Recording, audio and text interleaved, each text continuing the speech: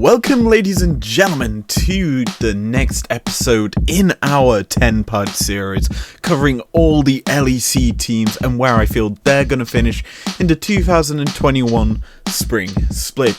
Today, we are covering the Mad Lions.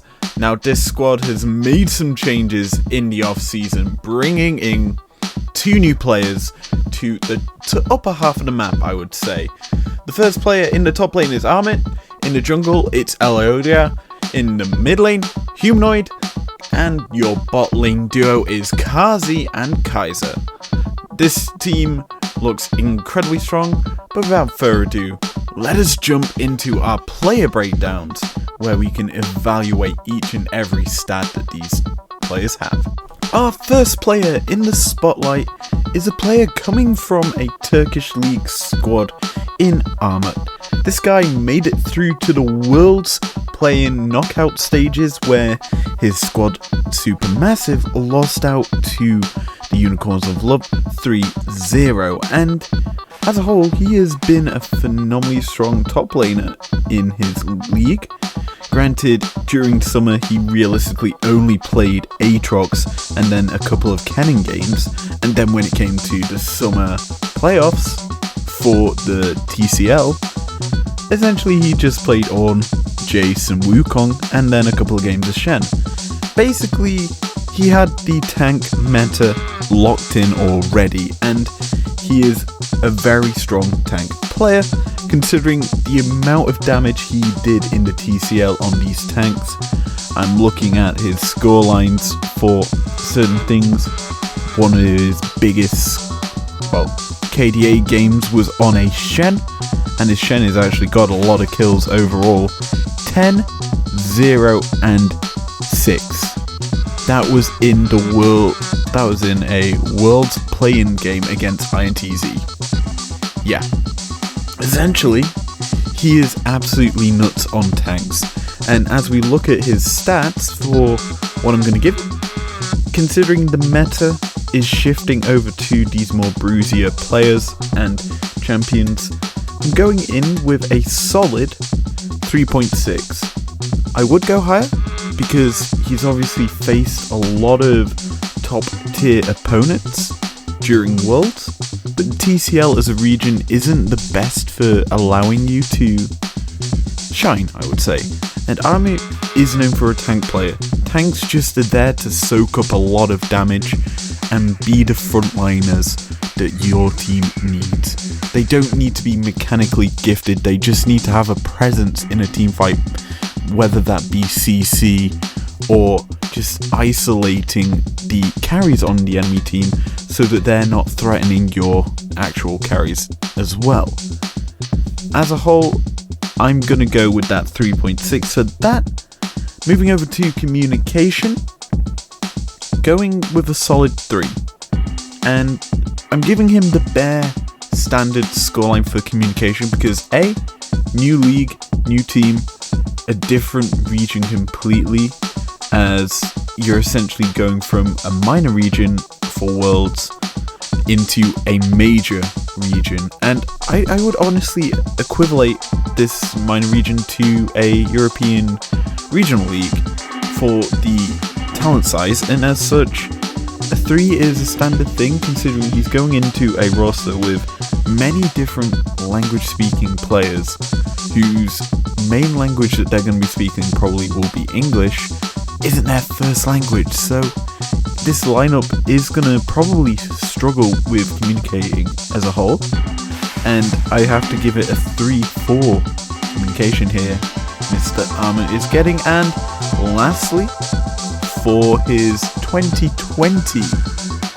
success, I've gone quite heavily with this, a 4.5, and reason being is he won a region that goes to Worlds. You can't say that does not deserve at least a 4 or above. If it were a major region, it would have been a 5, but obviously minor region, 4.5. They didn't make it too far in Worlds. Obviously, the knockout stages was where the Supermassive run ended, but he still performed exceptionally well to get to Worlds, and yeah, that's that for so we get to a player who I'm actually surprised is competing on this Madlions squad, as Elyoya is the new jungler for this lineup, replacing the all-pro jungler Shadow.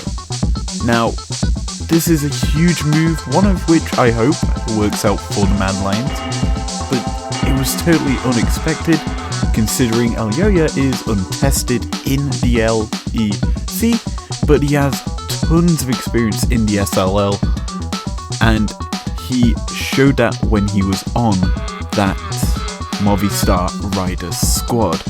Now, last year he did a lot of work with Movistar, getting them the first seed in the SLO, going into the European Masters, where they were knocked out during the main event by Gamers Legion in a tiebreaker matchup. Now, that did not stop the performance for Elyoya as he went into the Iberian Cup, where they basically were knocked out by the Madlions Academy squad, and there was not much to be said there. So, let's go over the stats that we're going with for Elyoya here, starting with mechanics, going with that solid 3 basic scoreline because he's an unproven jungler in the LEC, and there's a lot of risk in putting him in, but he is a strong jungler. He plays a lot of these Graves carry jungle picks, and he looks to essentially carry through the jungle instead of setting up plays with the likes of what's a good setup champion for teams? Sedge. Now, as a whole, that's a solid score for him, especially when he's getting the exact same scoreline for his communication. He is Spanish, which is perfect considering he's going into a Spanish organization, of which there is actually no Spanish players, but hey, what can I say? He's gonna be fitting the mold pretty nicely, as he's this rookie that wants to win things. And finally, 2020 season accomplishments 3.7. He won the SLO, which is a European regional league, but didn't make it too far in the European Masters. Same with the players like Dan, which we've already rated before on Excel. We've given him exactly the same scoreline. Nonetheless, that's the jungle role kind of talked through. Let's go over to the mid lane where things pick up. Now we get to the returning Madlions players, starting off with one of the strongest mid laners in the LEC. It is Humanoid.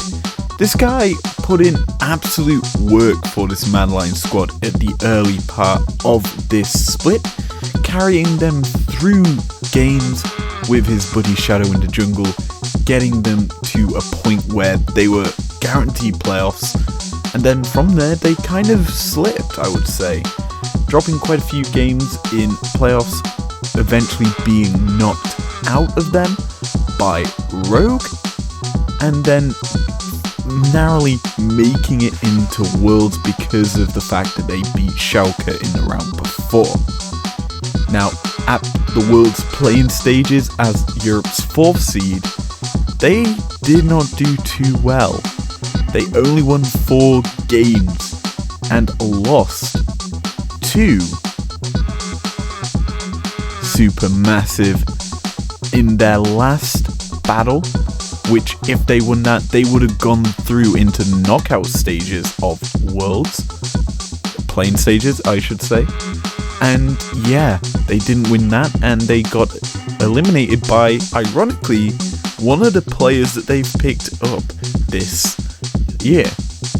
Now, Humanoid as a player likes to go for these control mages, the likes of the Cassios, the Syndras, the Zoes, even the Orianna from time to time, and he is known for his Corki and also his Akali. But yeah, let's go over his stats because we can right now, going in extremely high on Humanoid as he was so prevalent in this squad's continuation. He was the bond that brought these rookies together, and as such we're going quite high. We'll start with his mechanics. 4.3. He does extremely well at controlling the tempo of the game, and if you look at the players that he had around him last year, it was him and Kazi that were popping off, getting the kills, along with Shadow, who was the other big carry on the Madlions squad, and they just popped off in games, got kills, and carried themselves through. And he was the glue that brought them together, so a high 4.3 for that. Similarly, communication, 4.4. And I've basically explained it with the glue analogy, but he's the captain of this squad. He's got 2 new rookies to the LEC joining this Madlions squad. He needs to bridge the old Madlions squad with the new Madlions squad. And as such, he's got to have good communication skills with Elyoya, the jungler, who's going to be possibly making a lot of ganks towards his lane, and then his top laner in order to coordinate attack. So 4.4 for the humanoid mid laner. Lastly, his 2020 score for his achievement is a 4. Again, he's getting a solid 4 because they made it to Worlds. They didn't do too badly at Worlds, I guess, because they did manage to pick up a few games here and there. Obviously, that big series with Supermassive at the end of their Worlds run kind of cost them, but it was a hard fought best of 5, and they did have one of the easier groups, I would say, but they still managed to lose it. And yeah, that's that. Let's go over to our next player, who is another returning Mad Lion. Speaking of the returning Mad Lion, it is Kazi, the ADC for this squad, and this guy is actually really interesting as a player, as at the start of this summer split, I remember Varus being this absolute beast of a champion that if he was not banned, he was almost certainly going to be first picked, and the Mad Lions, they allowed it to go through because they had counters of their own to this pick and felt it was pretty easy to battle. And this is partially down to his lane partner who's returning with him, but it was also partially down to Kazi's execution of the likes of the Ezreals, the Sennas and the Kallistas that just carried him through the regular season and into playoffs where he could actually pull out some other nutty picks like the Ashes, and that essentially allowed him to go into Worlds with basically a strong enough pool, once he also had Twitch and Jin in there, to basically demolish the opponents when he could. And while he wasn't the biggest of killers, I would say, in the ADC role, he was one of the more constant performers, and he kept the CSs very close to his opponent, and if not, he was ahead by a bunch, which is a huge thing to say as a ADC player. Now, going over his stats, you're gonna like this because it's pretty standard. Mechanics, 4. Pretty easy to say. He's mechanically one of the better ADCs because he brings so much uniqueness to the role. And yes, you could say he's not played that many different ADCs. Granted, I actually played pretty much every ADC that was available but except Varus at the start of the summer. But he manages to play them very capably, and he's not one of them players that you say a lot during a cast. He sticks quite quietly through the games and is very good at basically his job of just providing the damage needed to win team fights. And as such, you need that in order to basically play ADC. So he's got a good position, his macro is on point, and he's just very solid. Over in the communication skill, yet again, a 4. He communicates exceptionally well. Obviously, he is the guy that's positioning well and allowing his support to do a lot of the work, and he needs to communicate to his support to do that, as there's a lot of good keen bonds between these players. Kazi, I would say, is a very emotional player and performs exceptionally well when he's in a good mood, and we kind of can tell by the celebrations at the end of their Mad Lion wins during the LEC regular split. And yeah, big pop-off boy there. And lastly, 2020 achievement, you can kind of tell this is going to be just a 4.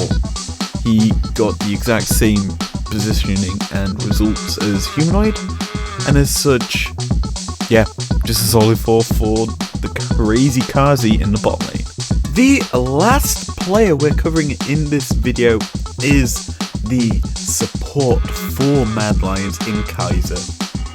This guy is an absolute phenomenal player.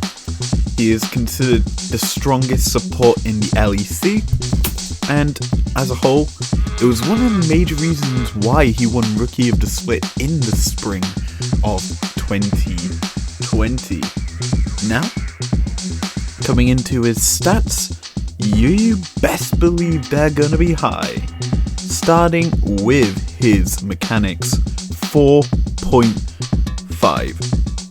And you're probably wondering, why is it a 4.5? Well, if you take a look through basically all his champions he's played, Yumi Wukong is the creator of the Senna Wukong bot lane, where the Wukong is the farmer and the Senna is just fasting, just picking up souls as and when, which is one of the major reasons why I rate this bot lane for Mad Lions so heavily, is the creativity they have. You then got Bards, Alistars, Tom Kench, Pantheon Leona, Nautilus Lux, Thresh Rakan, Taric Shen, Lulu, and that's it. Alistar as well. He basically has played a lot of tanky supports, while occasionally playing a lot of unique picks to the role, like the likes of Lux, which was paired with a Sona, and obviously the Wukong with Senna bot lane, which we know and love for the start of the summer split. Now, stat-wise, the 4.5 comes through there. Communication, he gets a 4.3. He gets a slightly higher score than his lane buddy, and the reason being is he just is the communicator. He controls the engages in the Mad Lions squad, because you look at the champions that I've said he plays: Thresh, Nautilus, Leona, Pantheon, Alistar, and Rakan, all of which major engage champions. Even the Wukong, he controls the engages, he controls the tempo of the fights. That's his style, and it's why he is so highly regarded as a support. Lastly, 2020 accomplishments. He's the only Mad Lions returning player who's getting a higher score, 4.5 for Mr. Kaiser, as he is the 2020 All-Pro Summer Split LEC support, and that is a big accomplishment, one of which he deserved fully, and is why he gets a 0.5 higher score than Humanoid and Kazi. Now that our players are evaluated, let us actually evaluate the final position I am going for with Mad Lions. Now, yet again, this squad is coming in hot with fire and a completely changed up roster. And I feel that the roster changes have been huge for this lineup, and they are actually going to be ending this split in 5th. Yeah, you can kind of see how I feel about this Madlions squad going in 5th, because the switches, while are huge, I can't exactly say that they're going to be finishing top 3 or top 4. 5th is a reasonable place for Mad to go, in my opinion, having seen the rest of the squads that have been built this year. And honestly, Madlions, while are a very strong squad, are gonna probably struggle from time to time, especially against some of the other teams in this league. Anyway, that's gonna be it for this video. If you enjoyed it, leave a like down below, subscribe if you're new here if you want to, and I will see you guys later. Peace out.